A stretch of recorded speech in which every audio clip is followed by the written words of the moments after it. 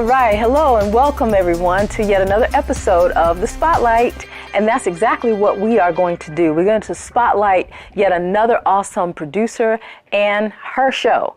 Tonight, I have with me the pleasure of having with me Miss AnGala Portorreal of DivaSpeaks Relationships. So, hi, Dawn. Hello, lady. Welcome, welcome, welcome. It's been a long time. It has. So good to see you. And thank you for having me. Absolutely. The pandemic just kind of put that buffer, that gulf between us. And it did. I'm glad to see you. I'm so glad to see you. Yes.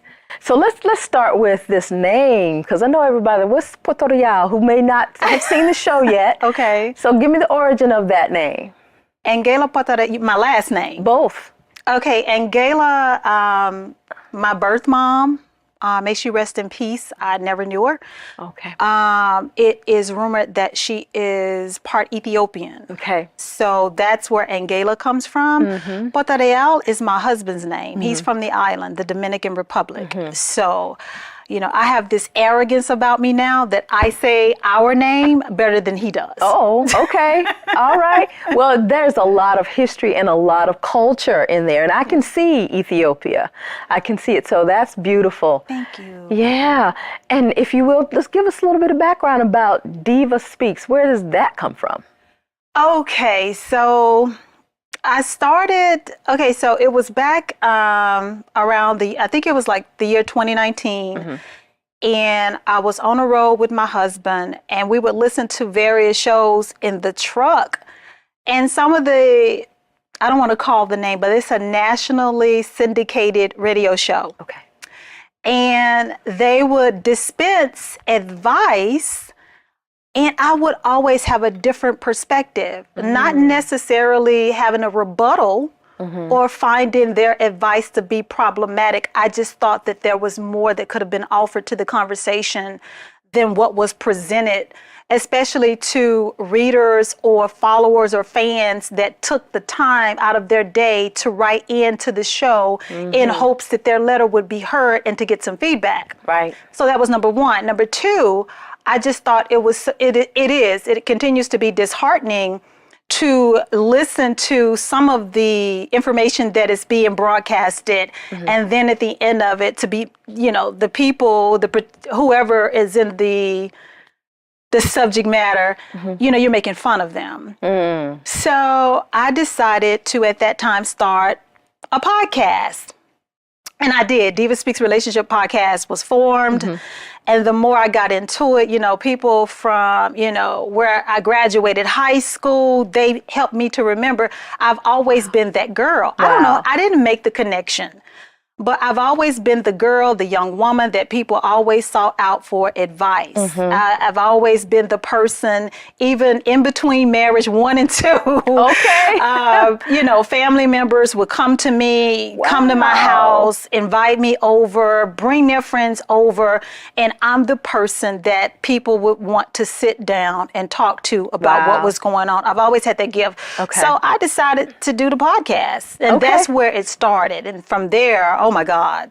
God has been amazing. I share the same hosting site as Access 21, so I'm not really promoting anything, but the analytics showed that there was a lot of interest in the things that I was saying. And my audience seemed to be abroad, mostly overseas. And if you know anything about how the relationship climate is now, people from overseas usually subscribe to traditional values. And so the things that I am saying and was saying at that time spoke to their core values. Okay. So I dipped off into ministry, DivaSpeaks Relationship Ministry, got myself on a few, 5 to be exact, ministry channels. Wonderful.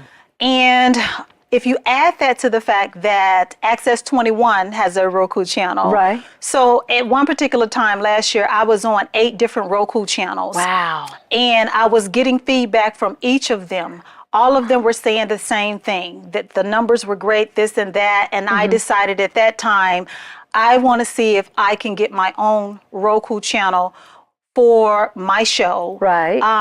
And build it slowly. I'm not in a rush to add a lot of content creators or whatever. I just strictly want to focus on nostalgia when times were good, when the environment was about family, was about love. Yeah. So with the channel, my Roku channel, I really focused on the talk show aspect. I do the ministry aspect on Sundays. And then in between that, I throw in a lot of good stuff that make people feel good. Well, that's good. And I know what I have seen. You go right in and you make it very clear that this is for those of you who are in your committed relationships, but for your spouses, your marriage. We're talking about the commitment and the things that need to happen so you establish the foundation for that. I want to be very clear about that. I do say I've recently started going live on one of the platforms that holds a lot of weight right now. Okay. And there is a tremendous hunger and thirst. You know your people when they come. Because if it's not for you, you'll keep scrolling. Right. Or I won't capture your attention. Right. But what I've seen now is the culture, the climate, the society that we live in subscribe to this almost, I just have to say, demonic, satanic way of thinking about relationships. Their approach is, I ain't got time for this. I know my worth. And the finger pointing, the adversarial approach, the chaos, no accountability.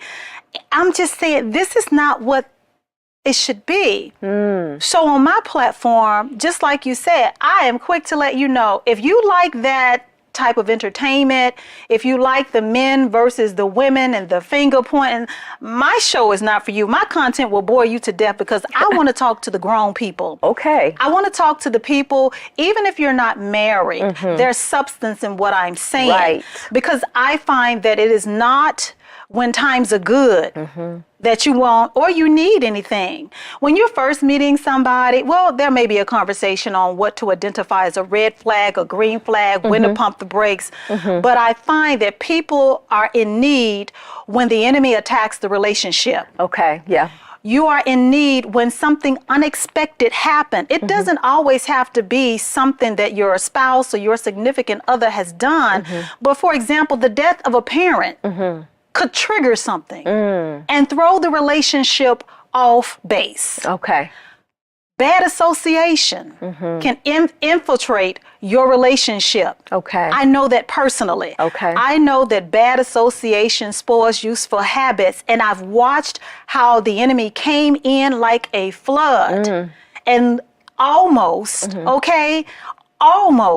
destroyed everything that God had blessed me with. Wow. So when I talk and I approach all relationships from a standpoint, we need to keep the family together. Okay. Don't subscribe to this cancel culture. If it's workable, let's work it out. Right. Well, I tell you, it's good that you're talking about, because I was going to ask a question about what you were witnessing out there in this community. You touched base on it. People who are pointing fingers and not wanting to be accountable for their own actions. And so obviously you've seen that and you continue to see it. Tell me about the positive feedback that you've received from your viewers and people who want to know more about what you do. I get a lot of comments and I get a lot of emails that thank me for being transparent, that thank me for addressing issues. And what I would like to say is that I've said a lot of times, my show is about the kind of conversations that you have with your girlfriend, your trusted girlfriend. When you really you don't want nobody to know what's going on, because I'm super anal about privacy. But my show is to make you feel as if you're having that one-on-one with your girlfriend about what you're going through with your man.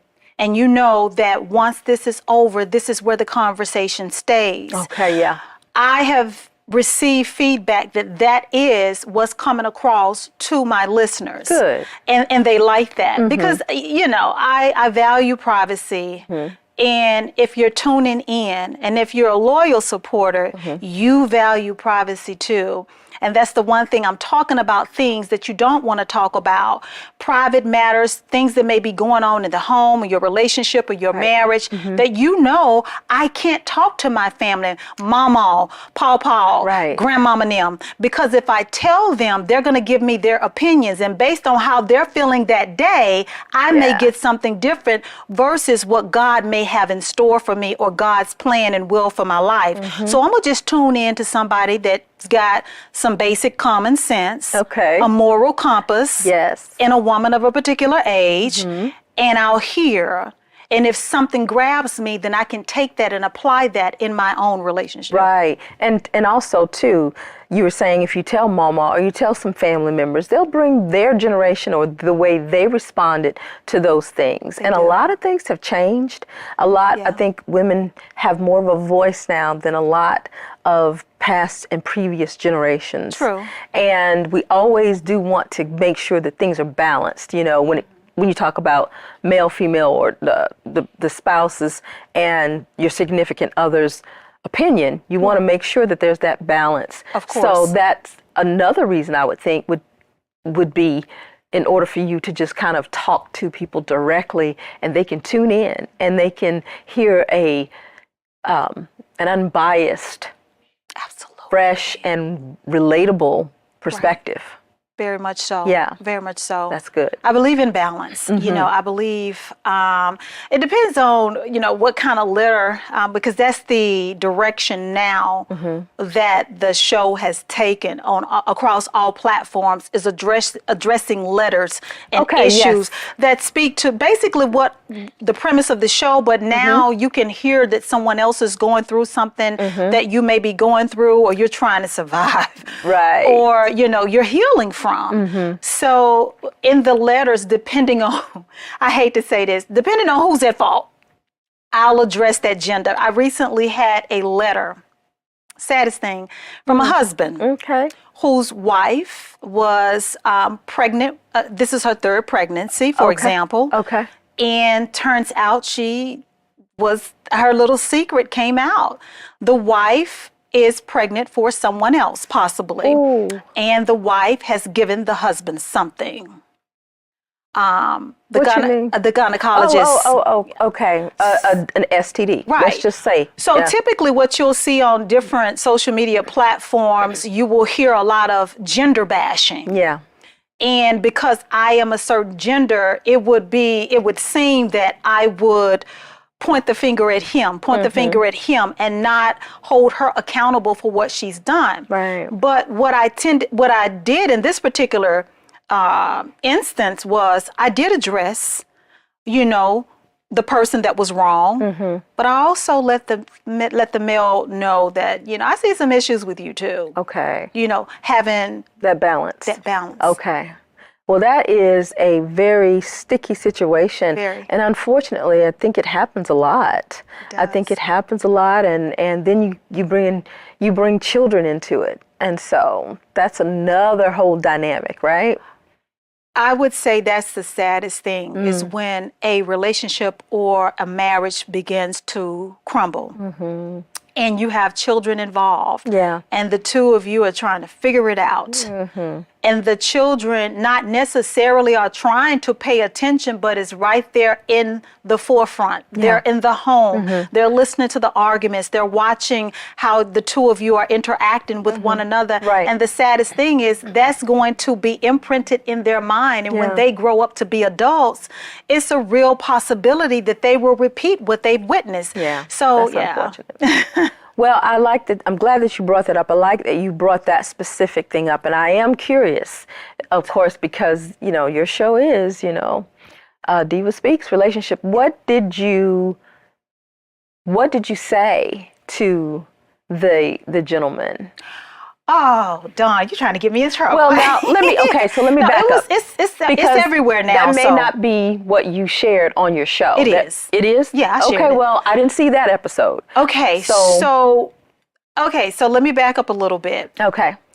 The husband wanted the wife to terminate her pregnancy. Okay. The husband advised me and the wife that if you want to stay in the marriage, you have to terminate this pregnancy if it is not my child. They had to be a couple of means because he's already paid a few grand to have the paternity test done in advance. He wrote me in the meantime looking for some feedback while waiting on the results. So her options were to terminate the pregnancy or keep the baby and leave with nothing. I found that to be extremely harsh. Yeah. I think the very thought of, I don't want to say the K word, unaliving or ending a pregnancy for the sake of saving a relationship or to be with a man, that blows my mind. And I did tell him, who's to say that after she does what you have requested, that you would still want to continue in the marriage with her? So she would have terminated her pregnancy for your benefit. In the end, you end up walking away. And why? I don't advise that. And I did say, I do see a lot of issues with you, because for you to go from one extreme, it was extreme harsh. There was no balance. There was no consideration that this is the mother of my other 2 children. There's no consideration for this is the life we built together. It's just, that. Well, as you can see, everyone, this is meaty conversation on this show and, of course, on your show. And speaking of the show itself, talk to us about how you even pull it together. Because, you know, when we met, of course, you were taking classes. And you were getting things going. And I want to know what your thought process was when it came to what you needed to do technically and practically to bring this to fruition. You mean like the televised aspect of it? Right, because I mean, I want to go ahead and break down the fact that I see your awesome open, you know, the graphics.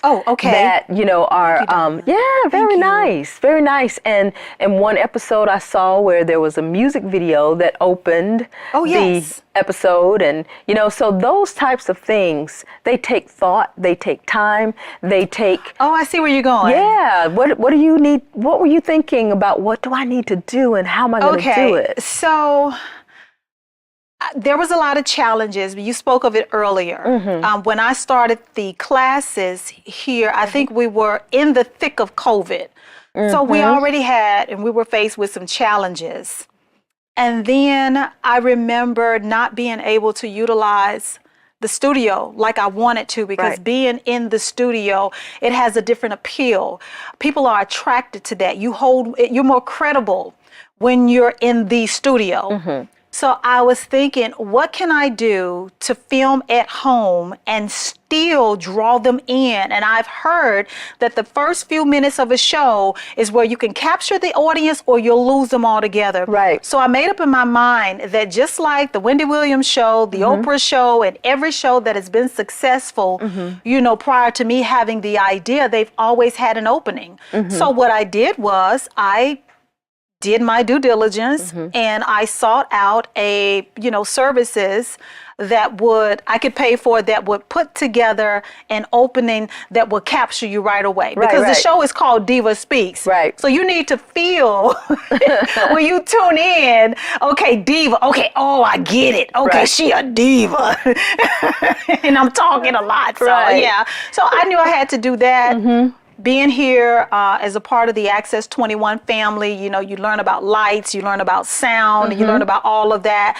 So I was equipped with the tools to build the show, but I needed to, in the idea, and I can talk obviously about relationships for days on end. You got your stuff. But, you know, I recall the station from time to time and ask different questions, you know, and I found out that I could pull information and different content from free websites and build a show versus just sitting here or sitting in the studio and talking. I need to give them a show.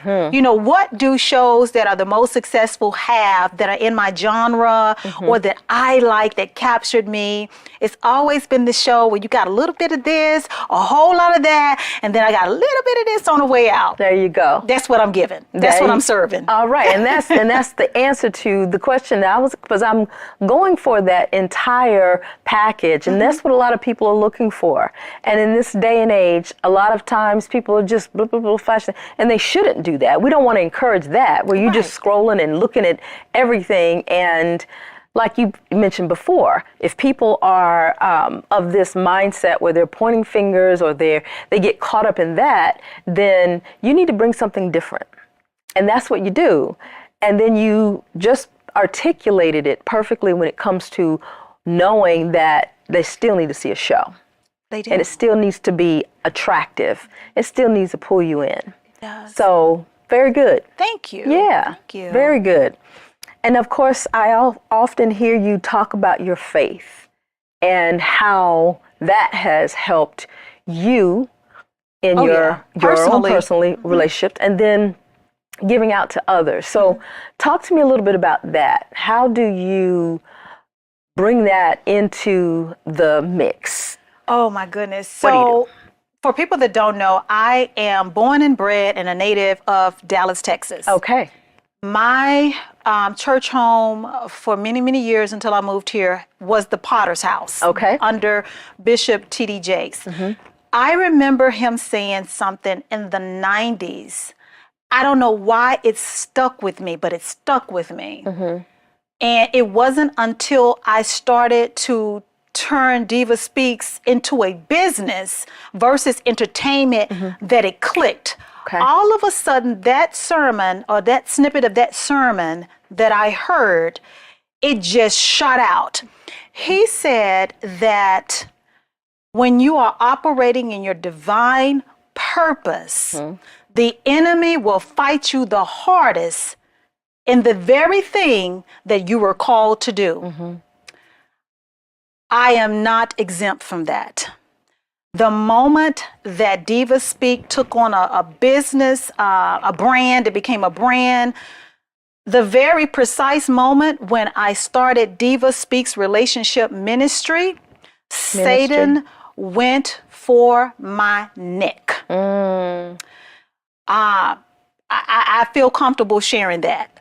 And I remember what he said, and I'm like, okay, so I'm doing the right thing, Lord. I'm doing what I'm supposed to do. And then the temptation came. The temptation came, you know, people that, and this is how some of my sermons come about. And I say sermons for lack of a better word, but I'm talking about, I'm basing it or backing it with the word of God. I don't run with a pack. I'm not a cliquish type of woman. I have a very small circle. If I talk to you about something confidential, believe me, you rank very high in my life. I have gotten it wrong a couple of times. I have learned that even though people, you hold them in high regard and you can share information with them, if you listen to them, they would take you off base, or you will never know how good God can be. If you listen to them, you will find yourself in this cancel culture. I have also found that people take on this idea, and I'm being funny, but it makes a lot of sense. Two things. If the issue or the problem or the crisis that you're experiencing with your man, with your woman, with your husband, with your wife, with your boo or your bae, if the issue isn't fixed in 2 to 5 business days, they want you to write it off. Oh my. I ain't got time for that. I wouldn't be putting up with it. God wants you to be happy. No, stop, please. We're not doing, no. Maybe what God is trying to do is expose the flaws and the cracks in the foundation with the both of you. You didn't get to this season of struggle in 30 seconds. And if we have 2 fully grown, mature adults, why would you think if we're both stuck in our ways, which more than likely we are, that magically things are just going to get better? Everything takes time, and people want to rush the process and ruin the results. People want a testimony without having to go through the test. And then you get upset when you find yourself, you're without a husband or a wife, and you're watching other people work through theirs and God blessing them in a season of restoration, or they're experiencing the romance, the love, and the renewal of vows like never before. But you're sitting over there with your bitter self because you ain't have time for that. You tell them. When I speak passionately about not allowing the enemy to get into your ear. That's Even good. with the best of intentions, people can give you bad advice. Well, there People you can go. give you advice and you will find yourself single, feeling alone and feeling like you're depressed and feeling as if God failed you when that's not the case. Well, I tell you, speaking of alone, and we touched a little bit on the pandemic, AnGala, what have you seen or heard about these relationships as a result of the pandemic? Because we know that the pandemic unearthed or magnified a lot of things that were already going on. That's true. What would you say you have been able to see and been able to minister to as a result of the pandemic revealing some things in relationships? It exposed cracks in the foundation. You see a lot of people were just carrying on with their lives. Things were good, or you can ignore them as long as we only had to come home after working 8 to 14 hours outside of the house. When we get home to one another, we're only spending maybe 2 to 5 hours awake, and then we go back to bed and we wake up and we do the same thing over again. But when the pandemic came, you were forced to sit with whoever you were with. Right. You were forced because there was no entertainment outside of the home.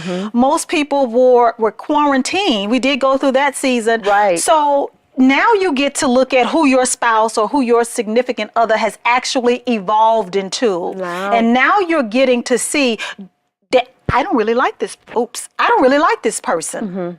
This person doesn't really like me. Wow. Interesting. And you got no tools, you got no resources, you got no outside help at this time to help navigate through this difficult process. It was something new for all of us. It impacted most relationships, whether that was for the better or the worse, but a lot of people didn't make it out of that pandemic with their relationships or their marriages intact, unfortunately. Yeah, that is very unfortunate. And it sounds like that there's a necessity for what you're doing. And so I'm so glad that you have the different platforms. You are talking from your heart to people. Yeah. And before we wrap this session up, what are some things that you feel like people should walk away or take away just right now? You know, in this time we are changing into a different season. Yes, we are. You know, and we want to move forward. So before we wrap up, what would you say quickly? I would say, don't be so quick to throw away your relationships. There's nothing out there, as the kids say, in these streets. These streets. If you think you're going to find better, you're going to run into a situation where you're not. And then you'll find yourself regretting your decision. Make every effort to accept your wrongs, what you brought to the table, and extend your partner grace. Absolutely. And you know, another thing we can do is encourage people to continue to listen to you. And I thank you for being here Thank you, tonight. Dawn. All You're right. welcome. Okay. And everyone, I want to thank you once again for joining us for Simpact Spotlight. And we hope that you will join us again and tune in to AnGala Portorreal with DivaSpeaks Relationships here on Access 21, and she'll let you know where else you can check her out. So we'll see you next time right here on the Spotlight. Have a good one.